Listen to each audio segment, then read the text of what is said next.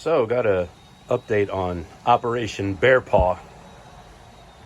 I know that we're only supposed to do fun videos on Sunday, but here's our beautiful babies.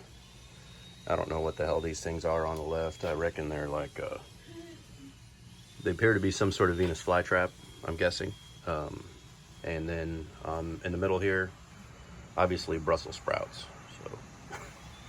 So, oh man, just kidding. That dawg'll hunt, part 3, the mighty 35 Remington. I thought about showing the rifle, and I think that'll come, but in lieu of that, you're just gonna have to watch my dog shit. So, funny story about this dog. I actually found him on the hunting lease, I think about 3 years ago.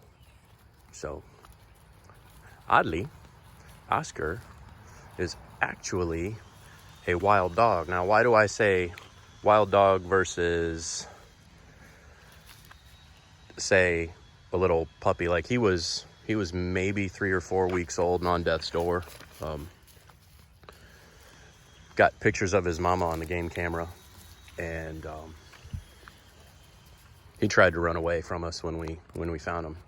And when we brought him to the vet, dehydrated, rocks in his belly. He a lot of people, like the vet people, assume when I told him the story about where we found him, what was going on, and they assume that as a puppy or the mama was just sort of left out on the side of the road, which maybe, but if I gave you the description of where this hunting lease is, it is a near run impossibility. His mama probably had gotten loose running wild, and the property is maybe 3 weeks in, no, 3 miles in from anything really where you would drop a dog off. I mean, unless you really go into the woods far, but you know, we've had wild dogs on the property as a problem before, you know, as if bear and coyote weren't enough. So yeah, that's Oscar's mama. If this wasn't a third of a total production, I would insert B-roll footage of his mama's titties all flapping around on the game camera. Are they still titties when they're on a dog? Speaking of dogs, I could probably walk back over that way and then watch those ill-behaved dogs keep barking. Which I'll give you my theory on why dogs bark from a fence. It's because they're ill-trained. So the 35 Remington.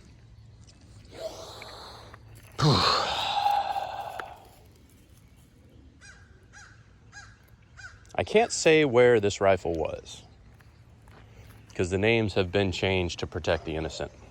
But let's pretend it was in Kentucky and needed to be transferred through an FFL due to its unfortunate registration, as the person who owned it is close to passing away. And when the person is close to passing away, the laws of Kentucky, again, the names have been changed to protect the innocent, the laws of Kentucky would have required on his passing an account of where that rifle was, because of how unfair communist Kentucky actually is. However, we've jumped through the hoops, and I've got this mighty 35 Remington now, which an absolute joy to shoot because the thing's a cannon. Very, very thumpy, very thundery. And it was about a year and a half in the making from the time that I had known about the rifle to when it was actually placed in my hands. We all have heard the background of how it had a Tasco hobby scope on it, how I suspected that it wasn't used as much as what the non-hunter legend believed, but I was given the honor of being the hunter who received it, because what this man thought was that his brother was a hunter and this rifle deserved to go to a hunter, which blows my mind. I probably don't deserve it. I'm sure I don't. So I get this thing in my hands, and it has one of those old school leather slings on it. You know, like what you see on like a M1 Garand sometimes when it has the leather versus canvas. I give it a tug, and because I can see it's old, and that's something that I first regret. The leather was so rotted and deteriorated. Wow, look at that dog.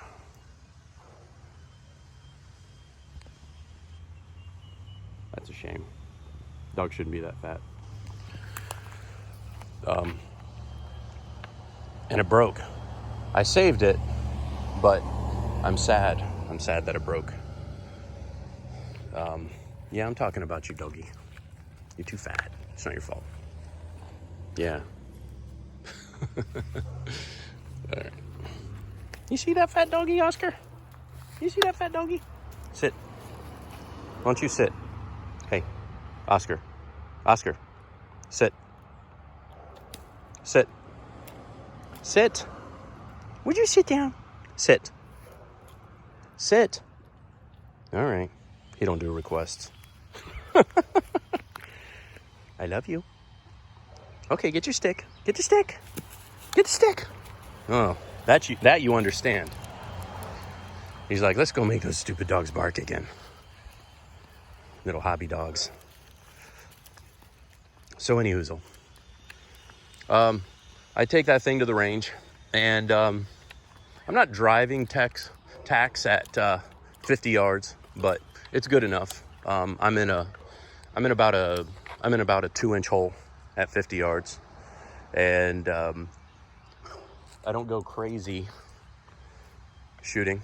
I take sort of the huntsman's approach of shooting, where, you know, if you put her in a 2 to 3 inch group in 3 to 5 rounds, you're done. So I did so, and she's ready to go in the woods. Bring her out, particular weekend. Freezer's full already, so one of two things: either I'm hunting for trophy or hunting for sport. I'm in the blind at a location on my property I call Apex, and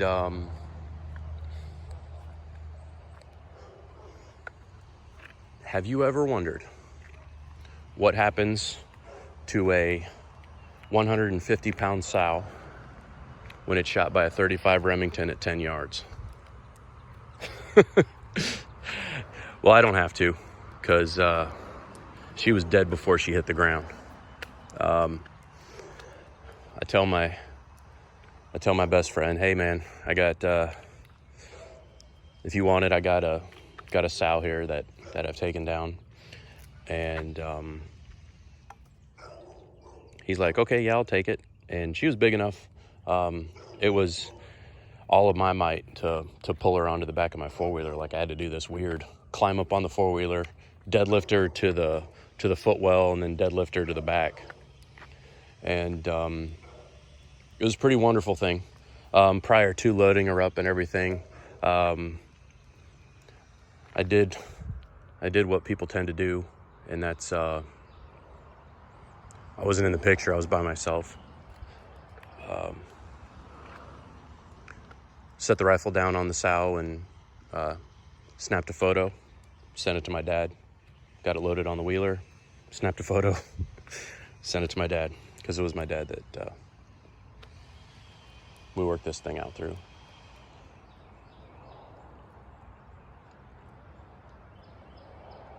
So he was able to share the photo with this man who gifted me the rifle.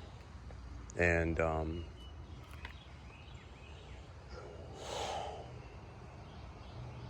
that was that. I reckon that's what it was for. Later on, there's this other hunter I converse with. He's about, I don't know, 10 years or so my senior.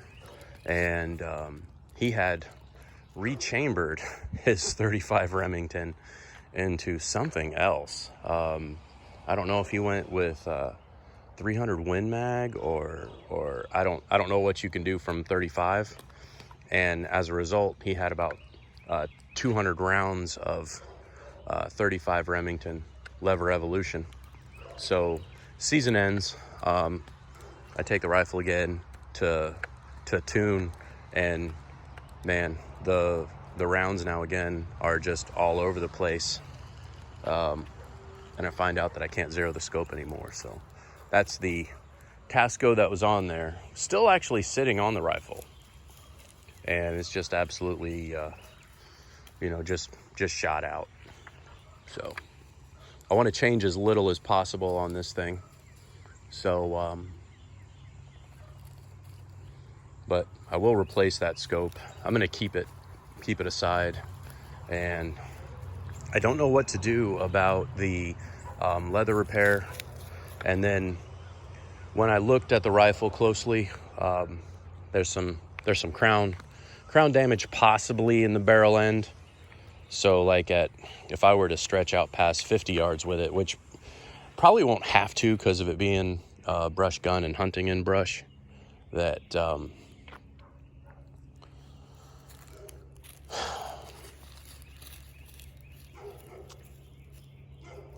I don't know.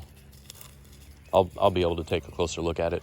It's probably it's towards the back of my safe, just like a few of the other rifles that I reference. So I really haven't even set eyes on that bitch in like 3 years, I don't think. I got what had happened. I got busy with work, so I ended up getting that Savage 30-06, like a new Savage 30-06, and just out of necessity, because of my time being limited with work, just so I could hunt. All right. Hope you enjoyed. Hope it was worth it. You'll probably see it. My plan is, as per request, I'm gonna push some hunting footage, because I think that's more appropriate for the pirate ship, you know? And some of y'all don't seem like you get out much. So, I don't know.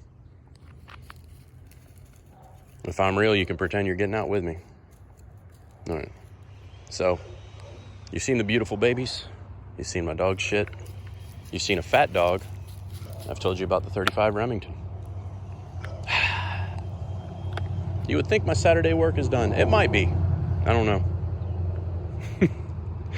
Catch y'all later.